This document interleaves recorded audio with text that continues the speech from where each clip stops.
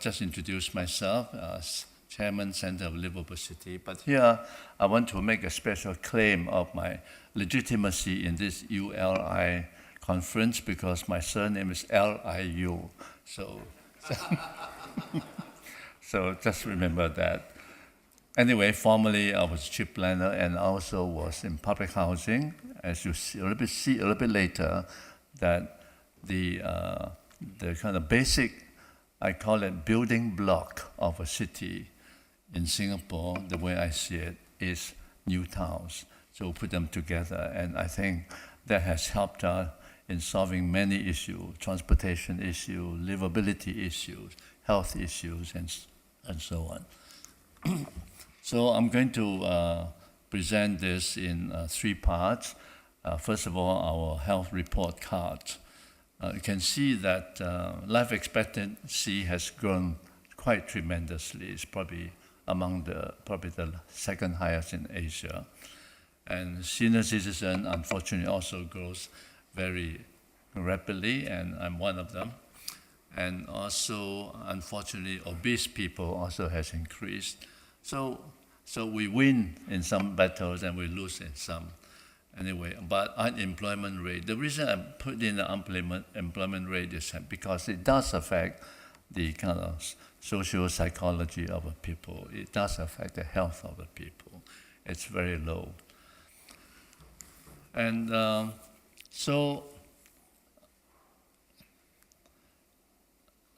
environmentally, you can see that we do have very clean air, and it's 94% because, unfortunately, our close-by neighbor, Sumatra, every now and then blow the kind of foul air to Singapore. And for the last 10, 15 years, we couldn't find a way to. In fact, we wanted to help them to control the air, the burning of the forest. But I think we're getting somewhere now. With the new government, we probably have better luck.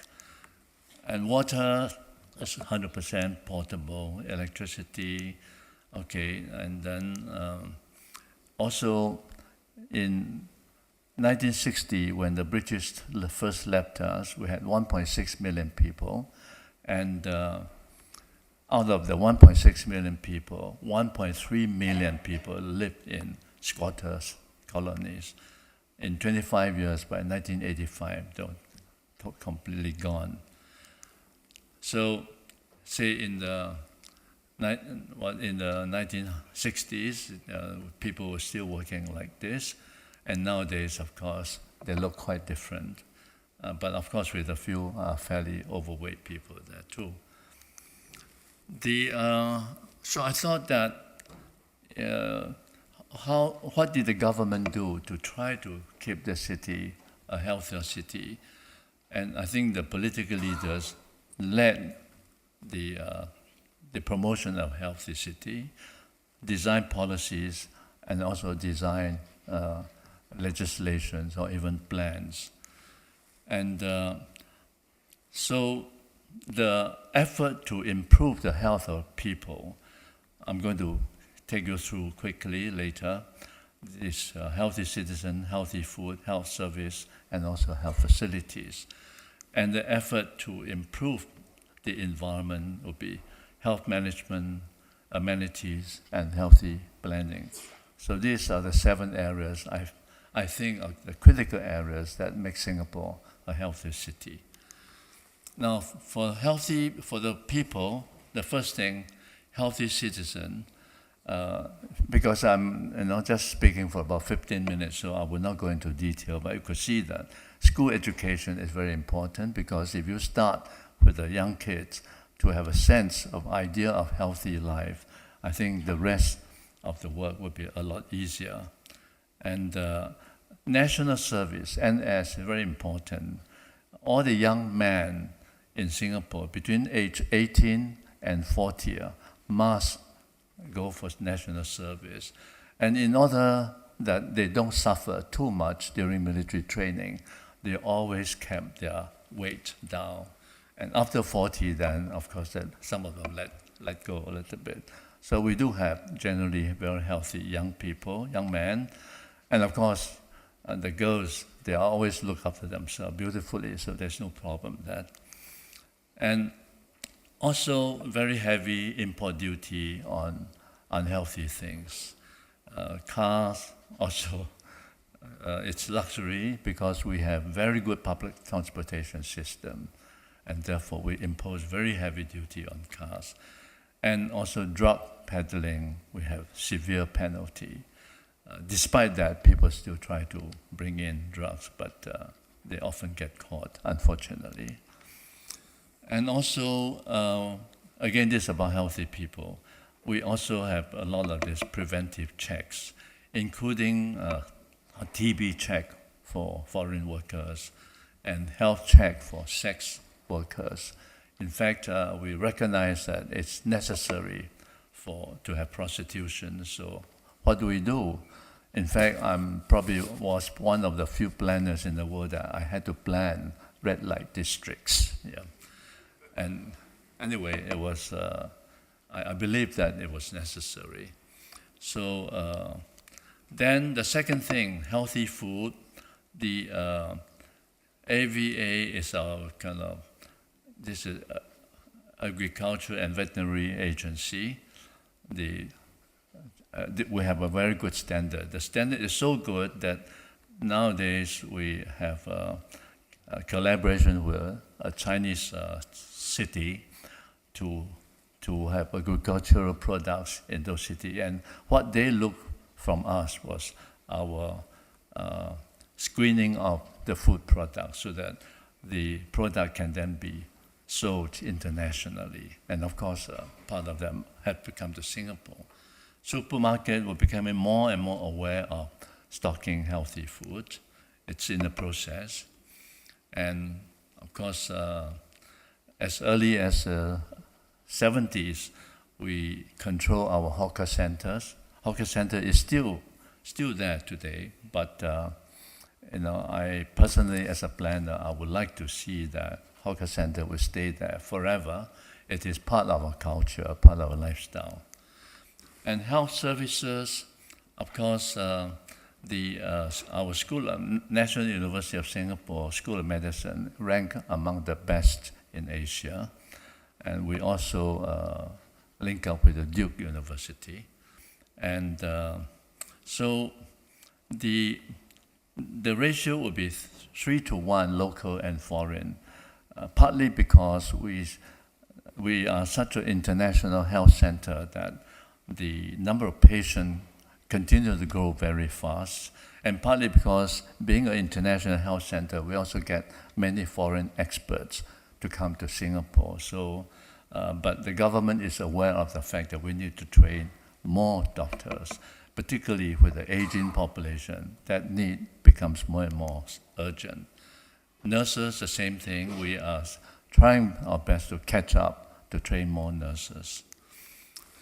So what is very interesting, which is probably quite a unique feature in Singapore, is that under the Central Provident Fund, we have the MediSave. That means your savings in Central Provident Fund. Part of that would automatically be used to pay for your medical insurance.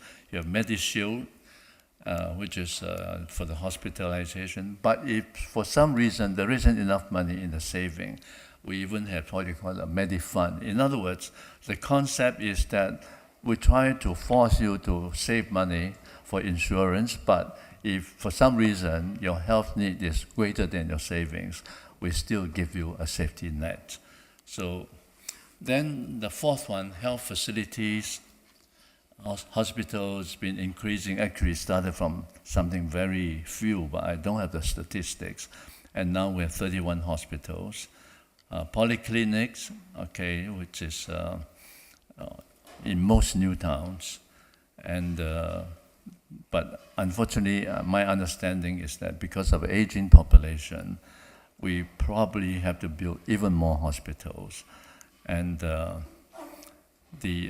but even with that shortcoming, on the WHO ranking, we're still ranked number 6 in the world. And also we are an international medical center with patients coming from the Middle East, Southeast Asia, of course, as well as Russia. And so that's the first 4 parts is about having healthy city. The second 3 parts is about healthy environment. So our philosophy from early stage is that we want to prevent people from becoming sick, because prevention is better than cure, but it also means prevention is cheaper than cure. And therefore, for decades, our attitude towards sports, encouraging sport, was more for health than for getting gold medals. But lately, we realized that gold medals help to galvanize the sense of community and nationality. So we're trying to get gold medals, and we've been getting a few gold medals in the regional sports event, in the international sports event. And I want to say that Singapore, this is an afterthought, it is a clean and green city, but I would like to add, it's also a cleaned, ED, and greened city. There's a lot of effort to make it happen this way. And like you read in the newspaper how we continuously fight the dengue fever, malaria, and so on. In fact, malaria doesn't exist in Singapore.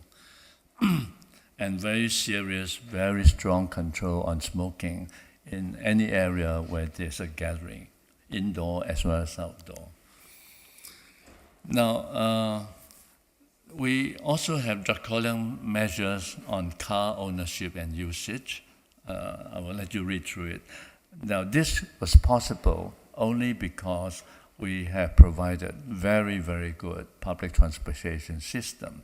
And therefore, nobody, in fact, the citizen never complained that they could not get from one place to another, because if you can't afford the cars, you can always depend on what we call the bus rail system. It's a combined system to take you anywhere in the city. So that's how, if you in Singapore, you see that first of all, we control not only the car ownership, we control the car usage. You may own a car, but you may not want to use it often because of the high cost of using a car along certain roads and so on. So then the 6th is amenities. So the city, as was during my time when I was in public housing, I planned new towns. Then later I became the chief planner. I planned the whole city. So I divided the city. I want to address this a little bit more because I feel that in listening to the conversation in the last 2 days, I think we have got something right. We divide the cities into 5 regions, into 27 new towns. Each new town is divided into 7, 8 neighborhoods. And each entity, like neighborhoods, towns, and so on, they are not like atoms in chemistry. They are molecules. That means within a neighborhood, you have an assortment of housing, sports facilities, mixed commercial, and clinic, and so on. And therefore, you basically, a person, say an old person, can basically walk up to 500 meters to get everything he wants done. In fact, recently there was a report by a Chinese reporter talking about how the lifestyle was like in Singapore. And I think this is a very important element in our planning. And of course, in schools, we have standardized school requirements. They must always have running tracks, have sports facilities. So we start the habit of sports loving, even at the school level. And of course, green connectors. I'll just show you our green parks. This is like the untouched natural environment. And then we also added in a lot of big and small parks, and they're kind of evenly scattered so that they are easily accessible by almost everybody. And more recently, the last 10 years, maybe before that, I think where we have fallen behind compared with European countries would be we're only starting to talk about the bicycles. I don't think it's going to be easy, but because of a heavy traffic and so on, but the government is determined to do that. But walkability is not an issue. We started as early as like late 60s to make all our streets walkable. In fact, we even set up in the late 60s the walkway unit to make sure all the walkways are comfortable to walk in. And so this is our park connector.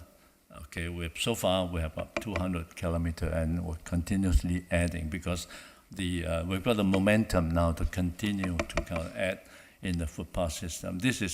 Singapore is a tiny place. What you see on this map is only 720 square kilometers. So how can you, in such a small place, keep people occupied, walking, running, bicycling during weekends, after works? So we have to really plan this in a very funny way. We have to plan our walkway system intensively, but they're natural. Okay, so this is one shot of that, but some of these are more natural. And to make the footpaths walkable, we standardize our road sections so that you have trees, you have the footpath, the required width, so that the city is totally connected with footpaths. And this is, you can see that it's a kind of typical section. And every time you build a road, you have to comply with the section. Now, the final thing I want to say, it takes a little bit longer, is that, as you can see by now, that in our urban planning, we did create an urban structure integrating with health planning. Of course, we integrate with other economic planning, social planning, cultural planning, but health is one of the elements. And just now I mentioned that it's important that we have this concept of the members of an urban family. That means in a city, below the city, if a city is like a great-grandfather, below that we have the regions. Okay, that's grandfather. Under each region, you have the new towns, that's father. Under each new town, you have neighborhoods, you have precinct. Precinct is like the smallest unit in any city. In fact, I would dare say that in any city, whether it's 5 million, 20 million, 30 million, your basic smallest human unit that people can feel that they belong to the community is like a precinct of 2 to 4 hectares. So, but within each unit, we make sure we put in the facilities as much as the population can sustain. If you put more than the population can sustain, you're wasting resources.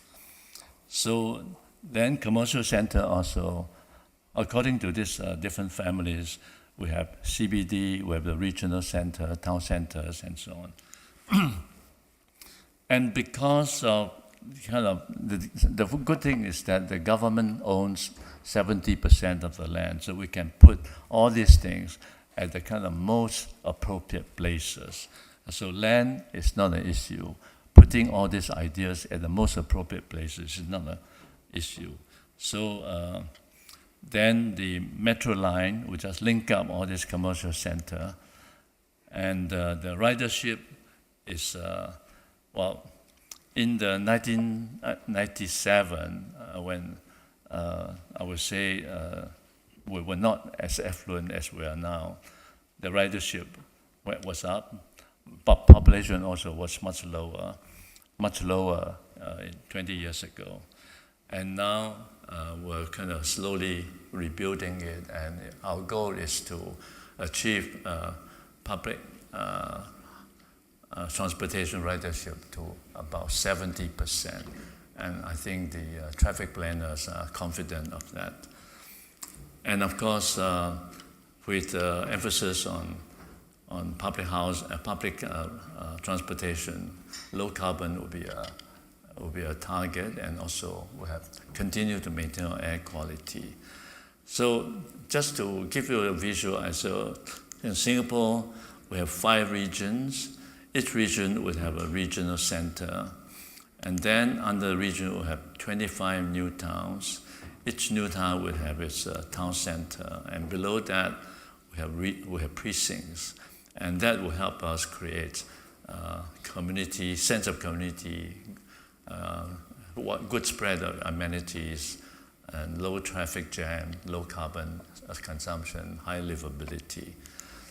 And also we connect our metro lines to all these major centers, some of them 2 or 3 lines crossing each other, to make sure that the people can go to all these major centers without depending on cars. And so each new town will have this mixed use. Each neighborhood we also have this mixed use, but accessible within walking distance. And then precinct, just to give you an idea, like if you look at this new town, okay, it looks like this. It's got a mixed development there. In fact, in each new town, typically the residential land use is only about 45% of the total usage. The rest would be for facilities and so on. Okay, so if you blow up one part of this new town, it's a neighborhood. The blue area is a neighborhood center, and then you also have the green area, the parks and so on. And then if you blow up this one, this is like a precinct.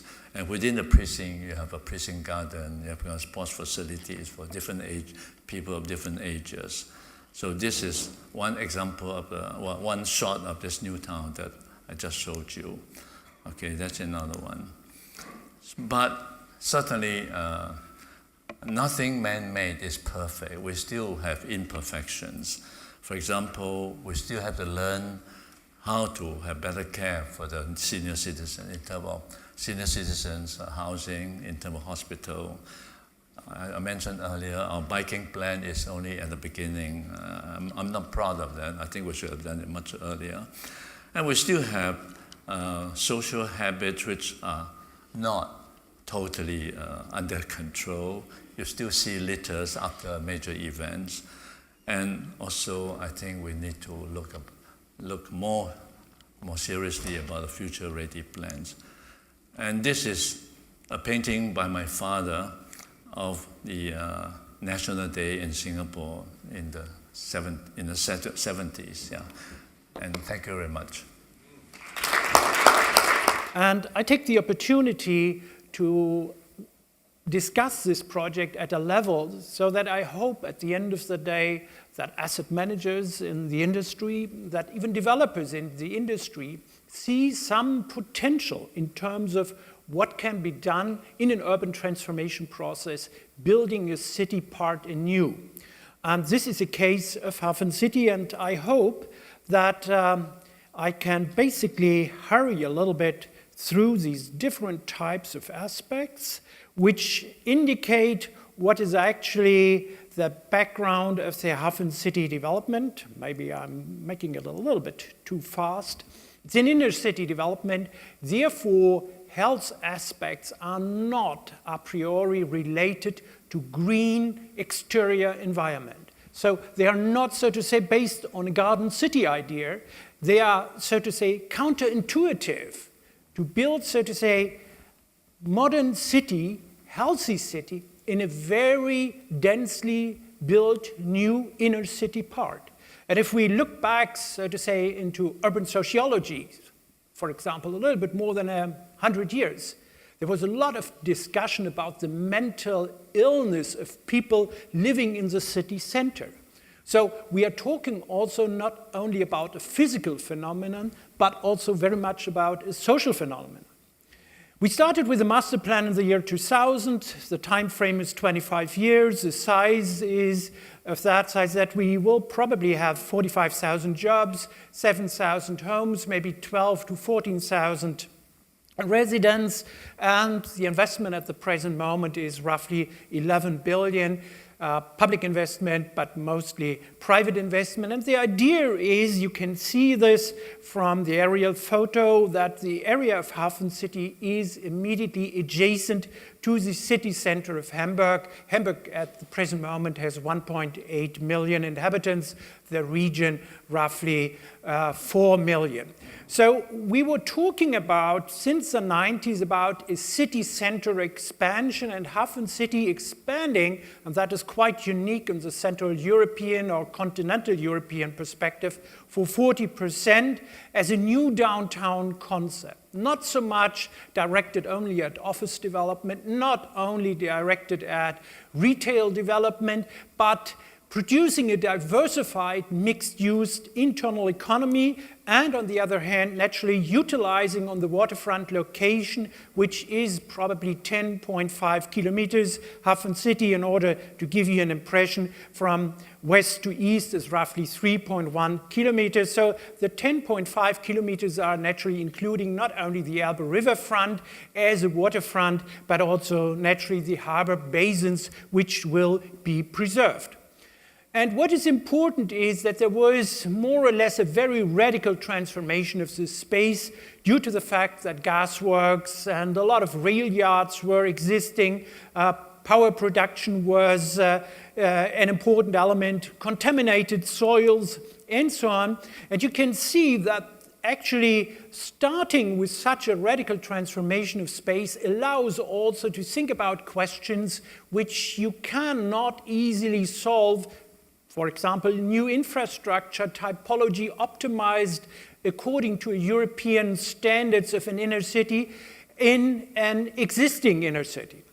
This is a picture now of HafenCity, ranging basically from multinational companies present, residential development, new open spaces generated left-hand side. The bottom picture is part of a public university, but we have also private universities, and it gives you a gist of what is actually developed now. The city is 40% finished.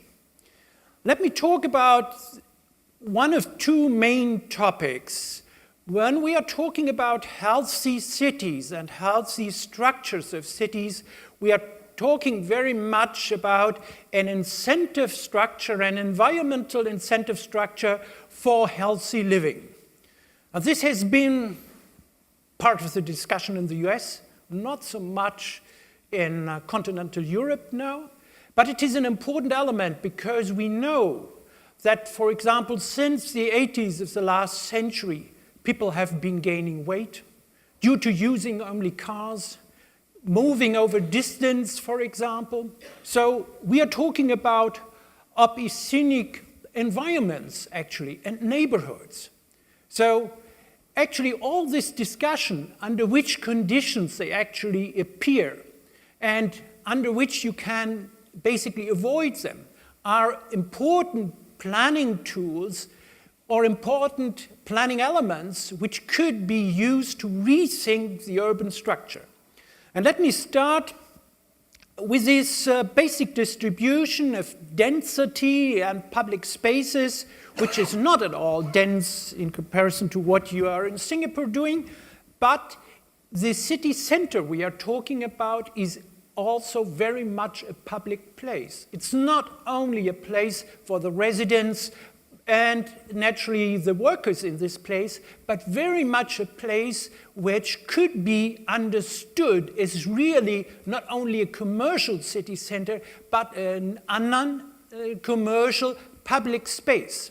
And that is an important point to integrate this spatial development into the thinking, the cultural thinking, into the perception of what people expect from this place. Not only workspaces, not only living spaces, not only cultural spaces, or museum spaces of one kind, or, for example, retail spaces, but to a very high degree, public spaces. And you can see they basically account for 25%, but as you will later see, there is a far higher degree of public spaces, and beyond that, you have basically park spaces. And I will talk about the use of these spaces, and it is different from the development of historical European cities in the 19th and 20th century, which are still considered very modern, we are basically breaking down the walls between private and public spaces, basically by using easements, by basically integrating those type of spaces, which allows us a lot more of movement of people to generate different choices. What naturally is the background of such a location is that it must be accessible. You see, the subway is running, it is continued in terms of construction to the eastern part. We have buses which are fuel cell operated, you have a bike system there, a water-based transport, and all these normal things which are good urban development practice. That does not have much to do yet with the question of health per se in its core. Let's now look at the street structure. When we are looking at the structure of the street grid in HafenCity, you can see that we have roughly 13 kilometers of streets. I will not explain why it is this way and why it is main streets. We have a lot of through traffic for another reason. For example, people coming from the south of Hamburg trying to get on the shortest way to the inner city, and basically the street system was not outside HafenCity absorbable, could not absorb that traffic. But what is decisive in this network is that we have basically 34.8 kilometers of pedestrian ways. So if you look at a normal block structure, look at Manhattan, for example, you would have an equal amount of street and pedestrian lengths. We are not talking the 2 pedestrian ways on each side of the streets double. Yeah? So it is an interesting point to have coming up with a new relationship, naturally, that allows, so to say, to use the waterfront very extensively and also separating cycle paths from the street is actually done at a level even considering the fact that you have service roads where mixed traffic of biking and cars is easily possible. Based on that structure, naturally, which is an important element in the idea of bringing the capacity and the incentive back of people walking in the inner city, not only going shopping, but naturally doing the everyday things by walking, is that we are not only looking at the length of streets, the number of nodes and the choices you can make, so to say, the utilitarian walking process can be redirected at a lot of points within the urban fabric, but it is also a question of how much space you have actually available. It's not only a linear issue, but also a spatial extension issue. And if you look at it, we basically have 39% basically, which is walkable space. And you might say, absolutely ridiculous. Why do that?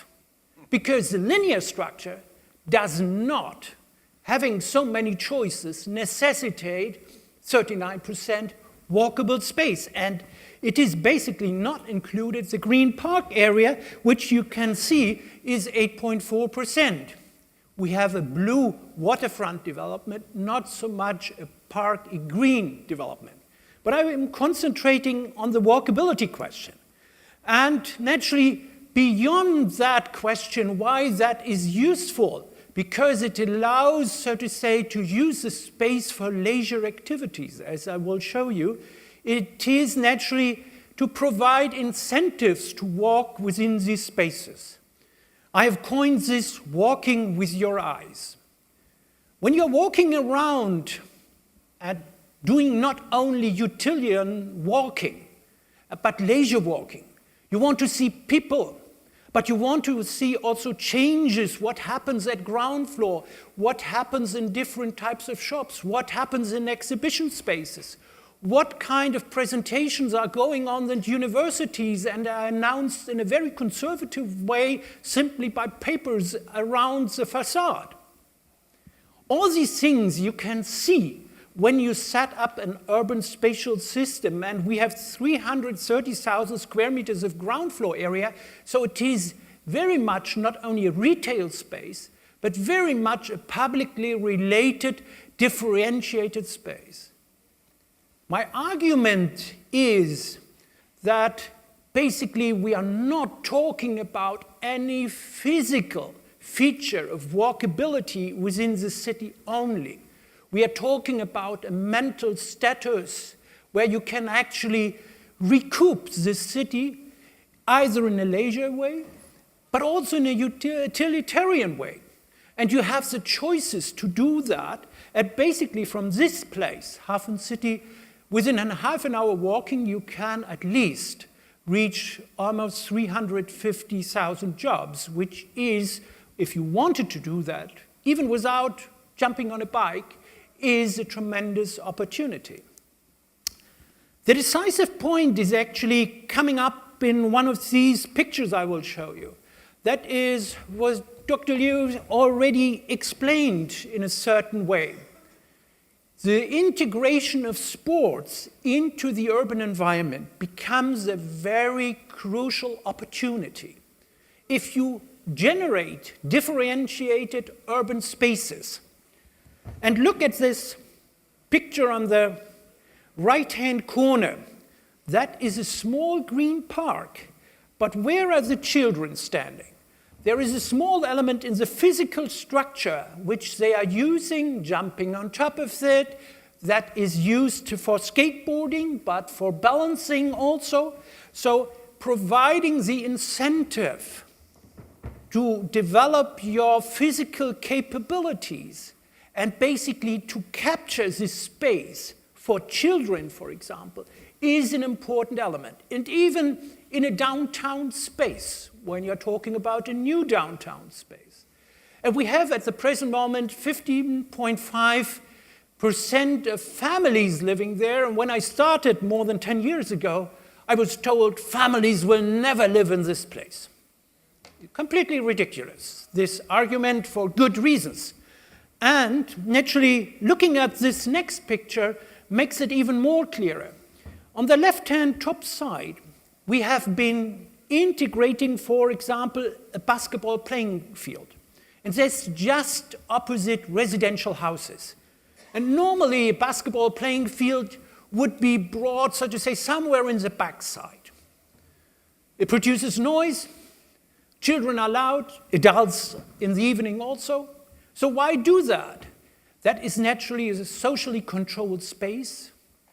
Families might want and send their children down on this space, play basketball. The shop owners look at this space at ground floor, what is happening there. We developed this space as physical soft space with a certain soil so that it is not too loud. So suddenly, sports activities become an element of integration where the encounter capacity of space and also the consequences for health become an important element. People sit around there because they see people doing something. And you see people balancing in the background. You see structures of the Unilever headquarters. You see skaters which are not, so to say, pushed out of this area. And this group doing a certain type of performance is not organized by HafenCity Hamburg, but it is, so to say, self-organized. What we see here is a different type of occupying the city.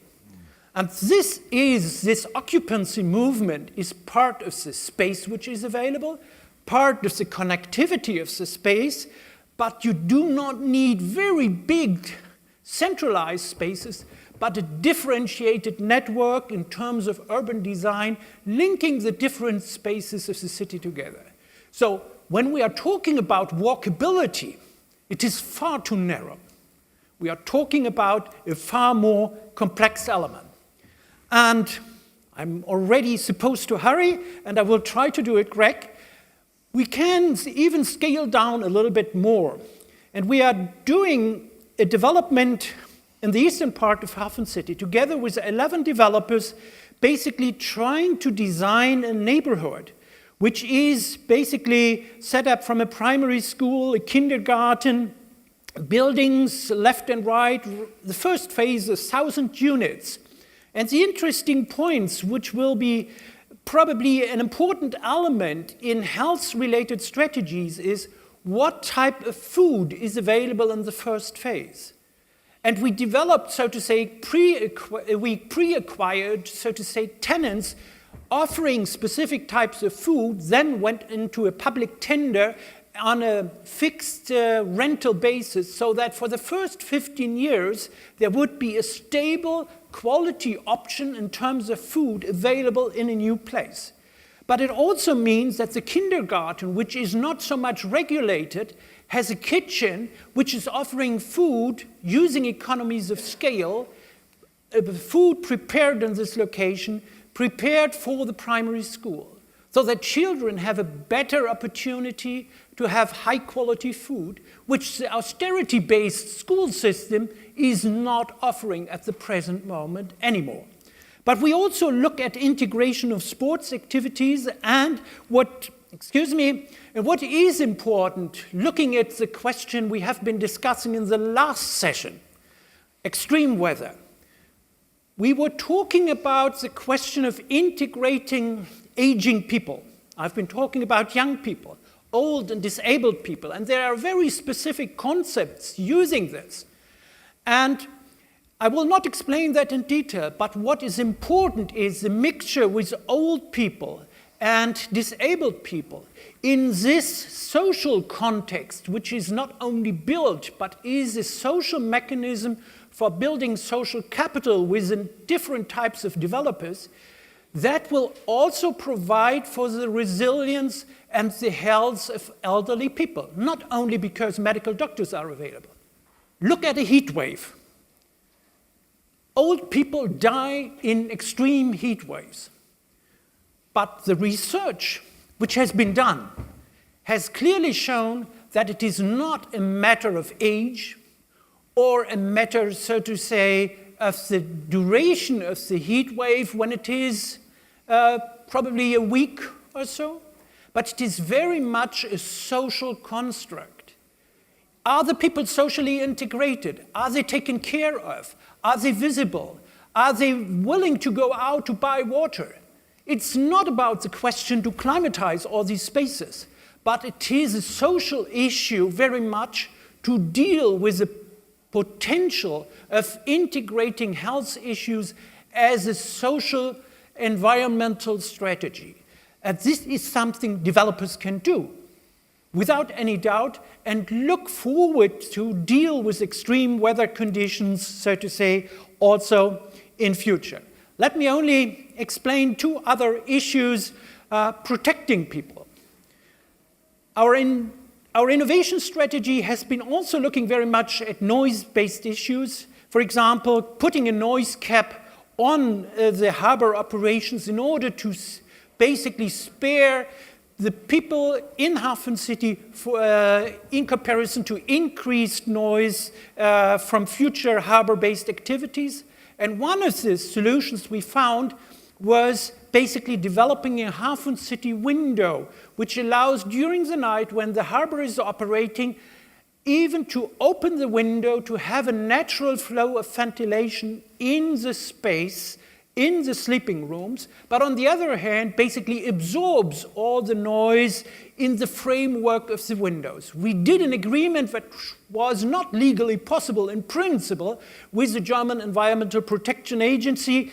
And another element of innovation is here cruise ships, air pollution being, so to say, the most democratic way of polluting a city because it almost hits everyone. Here, naturally, the highly regarded cruise ship passengers, we basically went into a concept with LNG hybrid, which we started because cruise ships have a very strong rate of emission of particles specifically and other forms of emission in a local concentration where it occurs, but naturally it does not solve the background emission from the harbor, which is a fundamental problem in Hamburg. And finally, Greg, we are naturally also looking into innovation innovative structures in terms of preventive health care, and we have a private medical school. The interesting point is that's not so much looking at base research, but it is very much on issues like relating sports and health, for example, or medical controlling and management, and coaching, for example, or health psychology. Thank you very much for your patience and the outlook. Yeah? We heard a lot about water and the dangers of water. How do you adapt? Do you get flooding? How are your systems adaptable to any flooding? Okay, how are your systems adaptable to flooding? Yes, I have a question for Dr. Liu. Singapore is a city with a very high ethnic diversity. I believe that Singapore is also a city where you have social peace between these ethnic and religious groups, but I also believe you have a very strict policy in terms of where people from different ethnic backgrounds can live, and that it's quite sort of a strict top-down policy. If you can tell us a few words about that, that'd be very interesting. Compulsory diversity. We'd like to know about that. That would be good. Anybody else wants to come in? Okay, Jeremy, please. If you keep your hand up, Liz will. Okay, Imar's coming to you. Is there anyone else? Yes, over there. Thank you. Just a very quick question for Dr. Liu as to are there any health ramifications in his eyes of the difference in developments in between Hamburg and Singapore in high-rise terms? Okay, high-rise density, do the differences make a difference? I was struck at how long-term the plan for a healthy Singapore has been. Yeah. Do you think it is at all transferable to cities with regime changes, different political leadership over the same time period? And would it be possible for political alliances to come together for that longer-term good, do you think? That's a great question, Yolanda. So must it be long-term, or can you make progress in short increments? So let's have Dr. Liu, if you could respond to a couple of points. Juergen, if you could respond to a couple. Then we're going to wrap up because our final panel are waiting to conclude the conference. Okay. Well, in terms of flooding, Singapore is now facing an increased challenge because in the 2013, our rainfall went up by 25% compared with normal. So we're addressing this issue. But despite the fact that we have more worry for flooding, the amount of flooding we talk about is like a few hectares, and also maybe for half a day. So, but even then, our government would not allow this to happen. So we're doing something. Second, about the diverse ethnic group, yes, our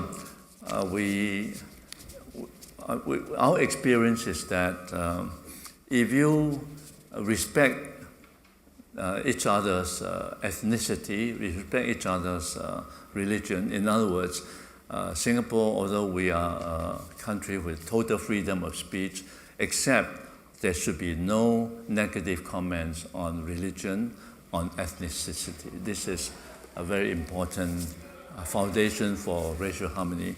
But at the same time, the government went through a great deal of trouble to elevate the education capability of all the ethnic groups, as well as, and as consequently, the economic income of the different ethnic groups, because a lot of the conflicts actually in our experience came from the income disparity, but we managed to close the gap quite substantially. In fact, a graph like this would be very interesting for you to see. And therefore, but on top of that, yes, I think you're referring to the fact that we do have a quota system in our public housing, by neighborhood, by precinct, by blocks. Different ethnic groups should not be higher than certain percentage or lower than certain percentage. In fact, I was the one who designed the percentage when I was in public housing. And the day when I submitted to the government, I thought my job was done. The government said, you announce it. So I told my wife, I said, lock all the gates, all the doors, all the windows tomorrow, just in case something happened to us. And that was 30 years ago. I'm still waiting for something to happen to us. In other words, it was totally accepted by our ethnic group. High-rise density, it's obvious that Singapore, being a much bigger city of much bigger population and with a small amount of land, we have no choice. We must go for high-rise. The challenge, because I was involved in that in public housing, the challenge, the way I see high-rise buildings are buildings, residential buildings with handicaps. It's just like a person, with handicaps. So the job of a planner and architect in this situation is to identify the handicaps from a socio-psychological point of view and remove those handicaps through better design. Of course, I can give a lecture on that, but just to give you an idea, we have addressed this issue. And in terms of the planning for improvement, my personal view is that if we can plan for longer term, it would be better because as a physical planner, my biggest worry is that whatever you plan, and once implemented, if they become hardware, they become concrete, steel, and bricks, and you cannot amend them.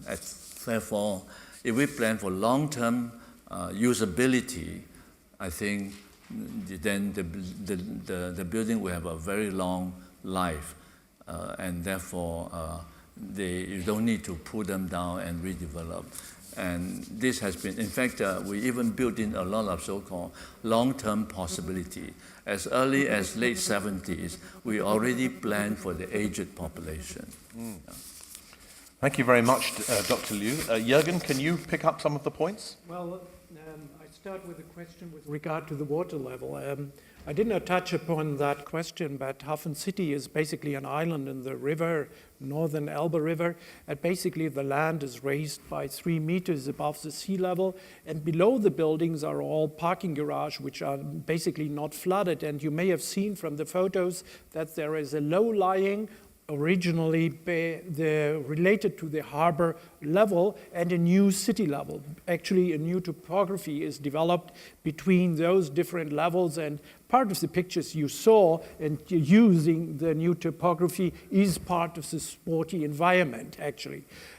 In the middle of the development of HafenCity, starting the eastern part, in view of the reports and a better understanding of the risk in an estuary, we raised the infrastructure still by another 80 centimeters. So we expect that actually for a very long time, we will be at a rather secure level at the end of the day. And we had the second highest flood in the history of Hamburg, reaching HafenCity, and there was no negative effect. I walked with people from California through it, and I told them yesterday we had the second largest flood in the history of Hamburg. They said they don't believe it. A little bit of sand here and there and nothing else to see. So that does not mean that it will remain in future like that, but we have tried to accommodate those future requirements. With regard to high-rise, I will jump to that question. We are working now on buildings which are mid-size, so 60 meters or something in order to densify the city. And historically, the 60-meter high buildings were social housing. Now it becomes very much reverse. This is quality buildings. Prime demand is directed at those buildings, and naturally that allows for the accommodation of a lot of more amenities in those buildings because they become architectural icons in the urban landscape.